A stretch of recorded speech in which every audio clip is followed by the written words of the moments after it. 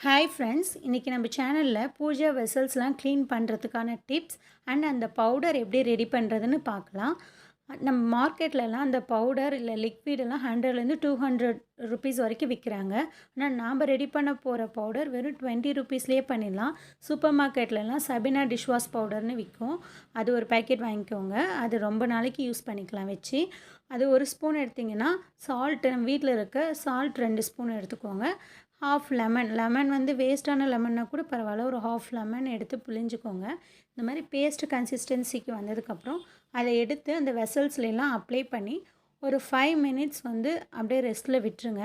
அதுக்கப்புறம் ஸ்க்ரப்பர் எடுத்துக்கோங்க. அப்படி இல்லைன்னா அந்த தேங்காய் குடுமியை எடுத்து லைட்டாக அந்த வெசல்ஸ்லாம் தேய்ச்சா போதும். ரொம்ப ஸ்ட்ரெயின் பண்ணலாம் தேவையில்லை.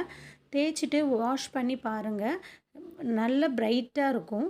ஆனால் இதே பிரைட்னஸ் வந்து நமக்கு மெயின்டைன் பண்ணணும், ஒரு அட்லீஸ்ட் ஒரு 2 வீக்ஸ்னாவது மெயின்டைன் பண்ணணும்னா, நீங்கள் இதை வாஷ் பண்ணதுக்கப்புறம் ஃபைனலாக நல்ல தண்ணியில் போட்டு ஒரு 2 மினிட்ஸ்க்கு அப்புறம் எடுத்துட்டிங்கன்னா அது 1 மந்த் ஆனாலும் அதே மாதிரி இருக்கும்.